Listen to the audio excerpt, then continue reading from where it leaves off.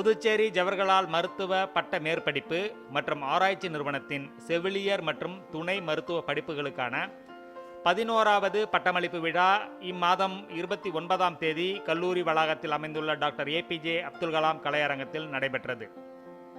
ஜிப்மர் இயக்குனர் டாக்டர் ராகேஷ் அகர்வால் அவர்கள் பட்டமளிப்பு வரவேற்புரை நிகழ்த்தி கடந்த ஆண்டு செயல்படுத்தப்பட்ட முக்கிய சாதனைகளை பட்டியலிட்டார். எமிரிடஸ் பேலியம் இந்தியாவின் நிறுவனத் தலைவர் மற்றும் திருவனந்தபுரம் நோய் தணிப்பு ஆதரவு சிகிச்சை நிறுவனத்தின் இயக்குனர் டாக்டர் எம்.ஆர். ராஜகோபால் அவர்கள் தலைமை விருந்தினராக கலந்து கொண்டு 360 மாணவ மாணவிகளுக்கு பட்டங்களை வழங்கி வாழ்த்தினர். விழாவில் புதுவை பல்கலைக்கழக துணைவேந்தர் டாக்டர் குர்மித் சிங், ஜிப்மர் தலைவர் டாக்டர் வி.எம். கட்டோச் ஆகியோர் கலந்து கொண்டனர். கல்லூரி தலைவர் டாக்டர் விக்ரம் காட்டே நன்றி கூறினார். Convocation today, 11th in the series of convocations for nursing and allied health science courses. 360 students who completed their courses during the year 2022-23 and till now in the current year will be receiving their degrees and diplomas today. These include MSc in nursing 49, MSc in allied health science subjects 37, MPH 40, BSc nursing 139, BSc in Allied Health Sciences 85, Postgraduate Diplomas 2, Post Basic Diploma in Nursing 8. While on academics, I am very proud to inform that in the National Institutional Ranking Framework or NIRF rankings this year, JIPMER has continued its upward march, moving to the fifth rank this year from the 6th rank in 2022, which was by itself an improvement over the 8th rank in 2021. Further, in overall NIRF ranking, that is ranking among all universities in the country, JIPMER moved up from 54th rank in 2022 to 39th in 2023, a whopping gain of 15 ranks. Similarly, the recent India Today survey ranked us as second among all institutions in India offering MBBS courses. These achievements do make us proud, but we do not wish to stop here. On behalf of our faculty, I can say we have the will, we have the confidence to go higher. We know we are capable of doing better, and we will do it by working harder. College of Nursing at JIPMER started in 2006 and offers BSc Nursing degree with an annual intake of 94 students. MSc Nursing courses are offered in 5 specialties with 31 students annually, post-basic diploma in nursing in 3 specialties and PhD in nursing. In the year that has just gone by, the curricula for BSc and MSc Nursing courses have been thoroughly revised and made effective from the students who were recently admitted. One of the major changes in BSc Nursing that will be effective from the batch that has just joined is an inclusion of a compulsory 6-month internship as a part of the 4-year course on the lines of internship in MBBS. As for allied health sciences, we offer 11 different BSc courses and 6 different master's courses and a separate Master of Public Health or MPH program. The curricula for these were revised in the year 2021-22. Recognizing the dictum that teaching learning cannot happen without high quality evaluation, an online computer-based system has been introduced for evaluation of scripts of theory examinations for internal exams. This is a harbinger of doing the same and move to full online evaluation of final theory papers even before the students sit for a practical exam for both undergraduate and postgraduate courses in nursing, in allied health sciences, as well as in medical courses. This will ensure that evaluation of theory papers receives its due importance, which is not possible when theory papers are checked along with the practical examination. Let me move on to research. On the research front, in recent years, we have placed emphasis not on increasing the number, but also the quality of research proposals. Our uh, research division, and I believe that this is reflected by a steady increase in the number of extramural grants that have been received by the institute's faculty, with 59 new extramural projects sanctioned during 2022-23. In the year 2022-23, the institute received rupees 16 crores as extramural research grants, and in the first 6 months of the current financial year, we have already received 9.2 crores as extramural grants. In addition, in the last year, the institute sanctioned intramural grants worth rupees 2.1 crores to young researchers, which means the postgraduate and postdoctoral students. We also encourage the faculty and students of nursing and AHS courses to engage in research, as attested by the fact that 1/3 of these intramural grants actually went to such students. In addition, research grants are also sanctioned to undergraduate students in nursing and allied health science streams at par with MBBS students. As a medical professional, or I include nursing, allied health sciences as a part of the medical profession, please don't consider yourself any different. You can do several things with your life. As William Osler said, practice of medicine will be very much as you make it. To one, a worry, a care, a perpetual annoyance. So you may think medical practice is a cause for worry, for annoyance. To another, a daily job and a life of as much happiness and usefulness as can well fall to the lot of man. He further said, the practice of medicine is an art, not a trade. An art, not a trade. A calling, not a business. A calling, not a business. A calling in which your heart will be exercised equally with your head. So, practice of your profession needs not only your brain, but also needs your heart, compassion, empathy. Hence, I wish and hope that you will practice the knowledge that we, this institute, and this faculty have given you with empathy and compassion to alleviate human suffering and not merely to earn money. My best wishes, Nandari, Dhanyavad, thank you, Jai Hind. Please raise your right hand for the oath and repeat after me.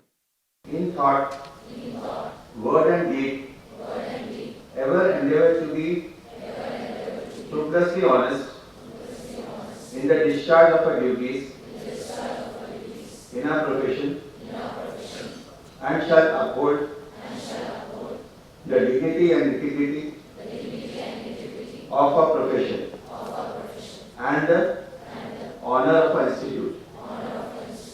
We shall uphold and advance social order and the well-being of a society, and shall devote all our energy to promote the integrity and secular ideals of the country. The candidates may please take the seats.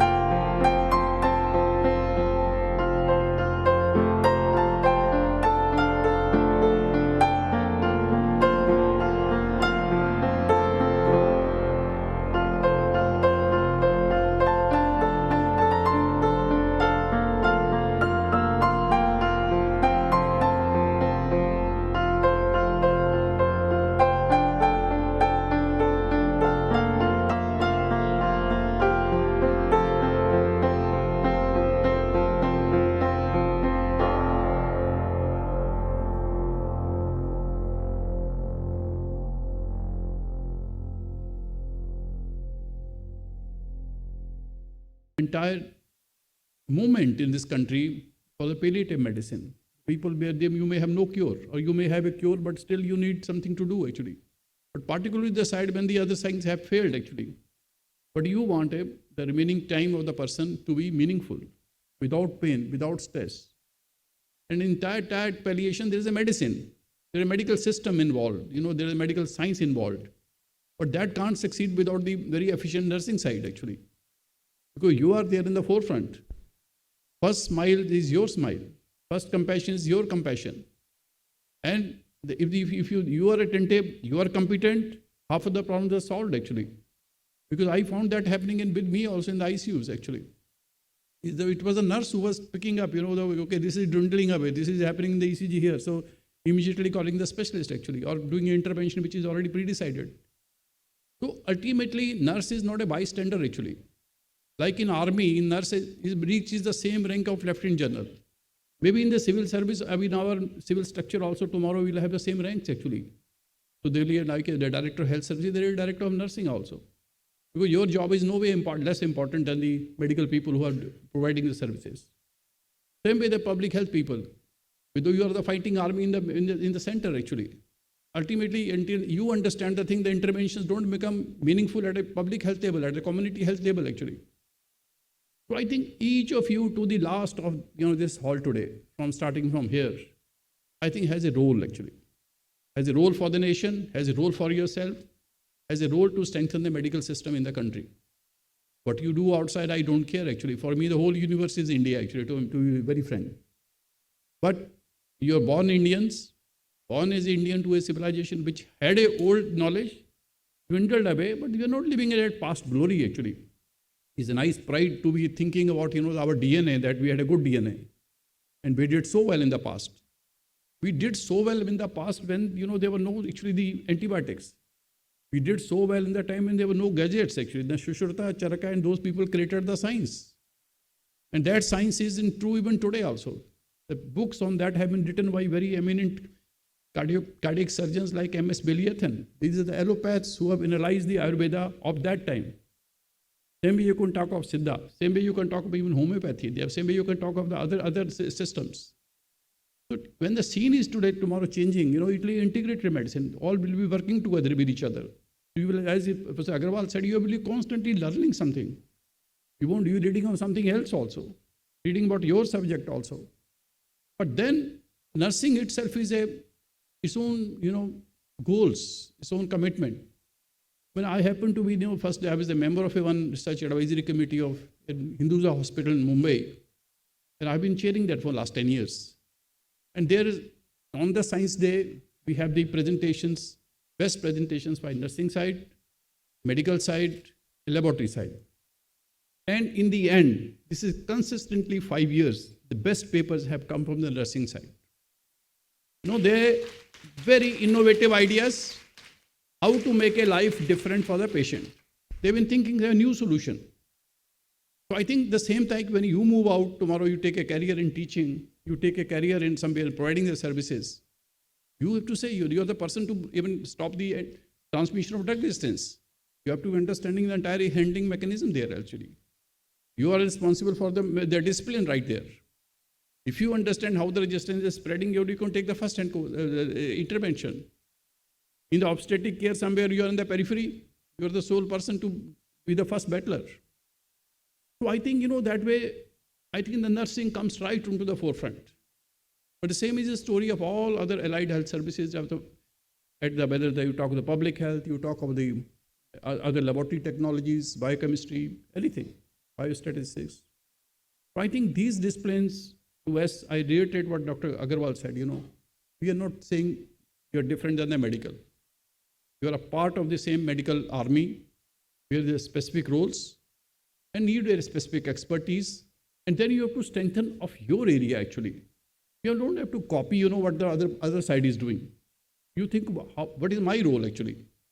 And you have a role. Now in the Ayushman Bharat, that the nursing officers will be heading that entire unit actually. Okay, so you will be responsible even coordinating the services to that area actually. So I think that depending upon what role you choose, what the destiny chooses for you, You will have to modulate yourself. But there's an immense role for everybody. You have to work. Without work, of course, there's a zero outcome. Everybody knows that. And if you work, outcome is going to be there. How you work, how you plan, how you move forward, that becomes your success.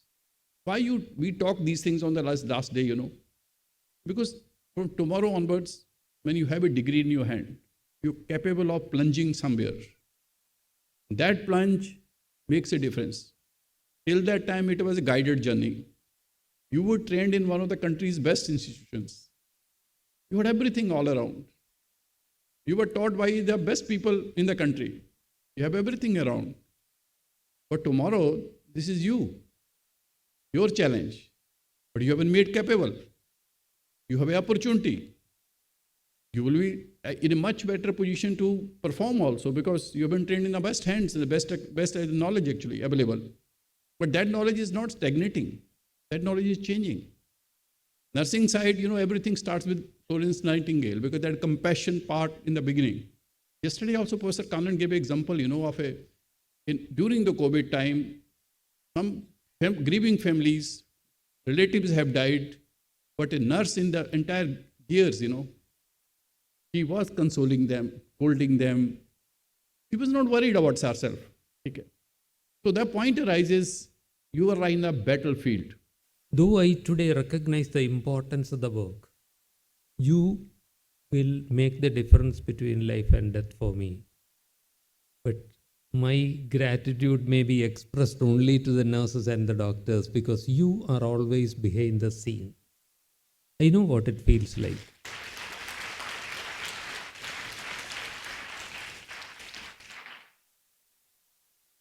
To a smaller extent, as an anesthetist, I know what it feels like to be in the backstage. But please know that many people like me would be thankful to you. We recognize the importance of your work and my best wishes to you for finding enjoyment in your work. Former editor of New York Times, not a medical person, Anatole Breuer. Anatole Breuer became ill, and from what he wrote from the sick bed were very profound things. One of them is he's writing to his healthcare providers, I wouldn't demand a lot of your time. I just wish you would give me your whole mind just once. Not only your thermometer and blood pressure apparatus, your whole mind. See me as a person, as a human being. And that would make a lot of difference to me. As an anesthetist, I am rather partial to anesthesia technology people. When I come into an operation theater, in spite of my life as an anesthetist, I am likely to be scared. I have also been depersonalized into a hospital gown. I don't exist anymore. I am just a body on a trolley. And as I am rolled into the theater, I will be scared stiff. And if at that point of time you touch my hand and tell me, I am here to look after you. Imagine the extent of peace that one sentence can happen. In this strange world, there is one person who cares for me. So I hope whatever your profession is, even if you are in front of me only to draw a blood sample, please see me as a human being and treat me as you, a human being. And if on some days your work is not too busy, I hope you won't mind sitting down beside me. It was already mentioned, the effect of standing up, looking down and talking. And if you will sit down beside me, look me in the eye, connect with me as a person, imagine how much better I'll feel. A Canadian psychiatrist, Harvey Chochenov, he's called the father of dignity therapy, talks about the importance of dignity. Now I am talking almost done. I'll finish soon. This is about the end of life. When I am at that point of time, I feel you will reject me. Terminally ill. Nothing to be done. All the organs are gone. So what's there left? What there is left is the human being who is never seen in hospitals usually. And that human being matters. That human being matters even if that person has only 1 hour to live or 5 minutes to live. Because he or she is not dead yet. It's a life, and that life needs to be respected. And at that time, I think you should get to know me. Know me as a person. Chochino writes this: treating a patient's severe arthritis and not knowing his or her core identity as a musician, providing care to a woman with metastatic breast cancer and not knowing she is the sole carer for 2 young children, attempting to support a dying patient and not knowing he or she is devoutly religious. Each of these scenarios is equivalent to attempting to operate in the dark. When the power is gone, if you perform a surgery, it will be something like this. This is not only about patients. This is equally relevant when you go home and meet your grandparents or elderly parents. What happens? You are busy. You go there to see them out of duty. Most of the time, your eyes are fixed on a device. And then you go in and say, Grandma, how are you? Grandpa, how are you? Bye. Just sit down with them. Make that gift. It will be good practice for your medical health profession. Sit down with them. Maybe you don't know them yet. Just sit down with them and say, Grandpa, tell me your story. Tell me about your childhood. And as stories emerge, you will make amazing discoveries. Once you do it to your parents, then you will discover that you really did not know your dad or mom. And this discovering people within people is vital if you are to treat them with respect and dignity. And that final message is this: I deserve and demand respect from you. Not for my degrees, not for the awards, not for anything else, because I am a human being. Like the 7.8 million people.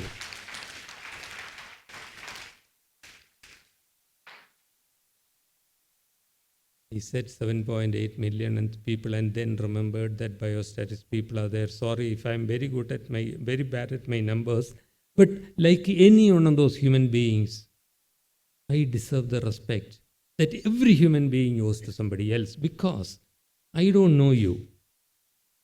I know we got introduced this morning, but I have forgotten. I'm sorry. I don't know you, but I know that you have something in me that I do not have. Maybe you can sing, maybe you can dance, maybe you are intellectually so much higher than me, or when I look at the humblest and the poorest patients in the ward, I know that they have had such hard lives. I know that I cannot have 1/10 of their courage to meet with them. And you just make an assumption that even at that time, I have something in me that you may not have. And therefore, treat me with respect. When you undress me for a procedure, please ensure privacy. You may think that it is not important for a very elderly dying person, but it matters. Ensure privacy. Give me your ear and assure me of confidentiality even at that time, and please treat me with respect. And with those requests, as your patient tomorrow, I congratulate you on this day of celebration. Forget about all this and go out and celebrate. Best wishes to you. My best wishes for your enjoyment of your profession. May you, very few people have that privilege. You have a profession that you may get to enjoy. Thank you for listening to me patiently, and once more, best wishes to you all.